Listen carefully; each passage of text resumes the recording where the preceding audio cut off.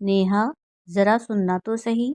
आज मेरी तबीयत कुछ ठीक नहीं लग रही है, तो प्लीज़ कल सुबह सनी को जगाकर तैयार करके स्कूल भेज देना।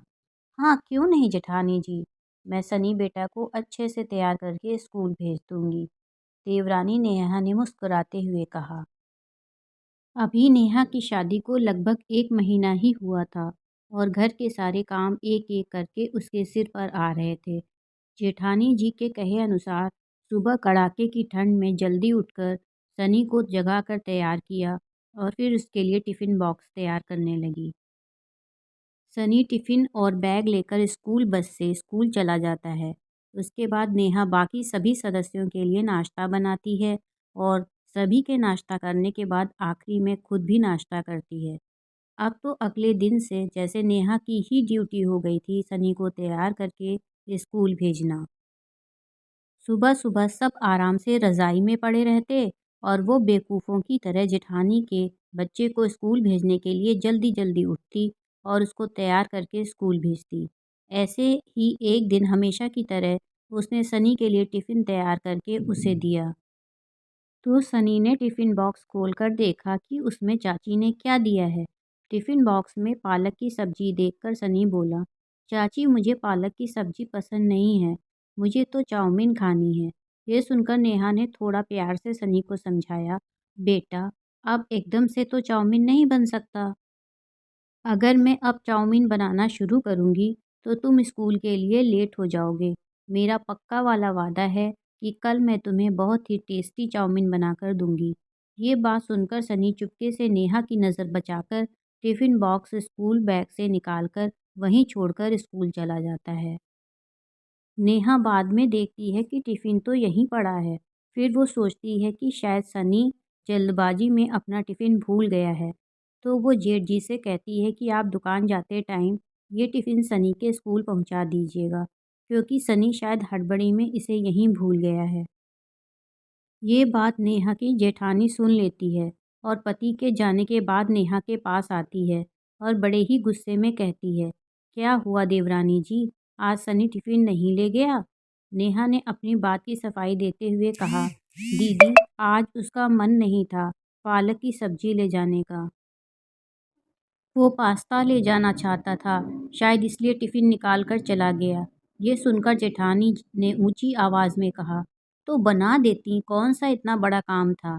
तुम्हारी वजह से मेरा बच्चा बिना टिफ़िन लिए स्कूल चला गया, अब आधे दिन तक भूखा रहेगा। दीदी, सनी को स्कूल के लिए बहुत देर हो जाती, इसलिए आज नहीं बनाया। मैंने उससे कल पास्ता बनाने का पक्का वादा किया है।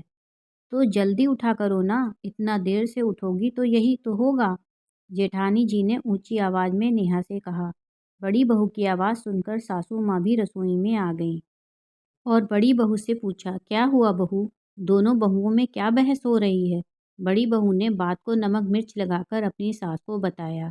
सारी बात जानने के बाद सासू माँ ने बड़ी बहू का ही पक्ष लिया। इस पर जेठानी को और मौका मिल गया और वो कहती है कि तुम्हारे आने से पहले मैं तो सारा काम अकेले और बहुत अच्छी तरह से करती थी। सालों हो गए मुझे ज़िम्मेदारी उठाते हुए और एक तुम हो कि सिर्फ़ 2-4 दिनों में ही लापरवाही दिखा दी।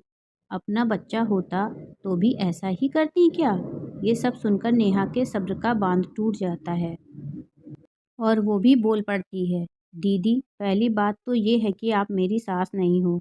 दूसरी बात जो जगह आपकी है इस घर में, वही जगह मेरी भी है। तो कृपया करके आप मेरी सास बनने की कोशिश ना करें। और एक बात और, सनी आपका बेटा है, मेरा नहीं। तो वो आपकी ज़िम्मेदारी है, मेरी नहीं। मेरा शुक्रिया करने के बजाय आप मुझे सुना रही हो। अब बहुत हुआ, कल से आप अपनी ज़िम्मेदारी खुद उठाइएगा। ये सब सुनकर जेठानी गुस्से में आकर बोली, देख रही हैं मम्मी जी आप, कल की आई ये कितना पटर-पटर किए जा रही है। ये सब बातें सुनकर और घर का माहौल खराब होता देखकर सासू माँ अपनी बड़ी बहू से बोली, बहू, नेहा बहू सही कह रही है, अपने अपने बच्चों की जिम्मेदारी खुद उठाओ और ये बहस यहीं पर ख़त्म करके अपने अपने कामों में लगो। जेठानी सास की बात सुनकर मुंह बनाते हुए अपने कमरे में चली जाती है और नेहा अपने कामों में लग जाती है। अगले दिन से जेठानी सुबह जल्दी उठकर ज़ोर ज़ोर से आवाज़ें करके सनी को स्कूल के लिए तैयार करती है और मन ही मन खुद से कहती है, अच्छा खासा सुबह उठने से मुक्ति मिल गई थी। बेकार में एक स्कूल टिफ़िन की वजह से सुबह देर तक सोने के अरमानों पर पानी फिर गया। लेकिन अब पछताकर भी क्या फ़ायदा। जेठानी जी की बड़बड़ाहट सुनकर नेहा रजाई में लेटी-लेटी मंद-मंद मुस्कुराते हुए सोचती है, जैसी करनी वैसी भरनी। मित्रों, कहानी सुनने के लिए दिल से धन्यवाद। अगर आपको मेरी ये कहानी पसंद आई हो, तो कृपया मेरे चैनल को सब्सक्राइब करें।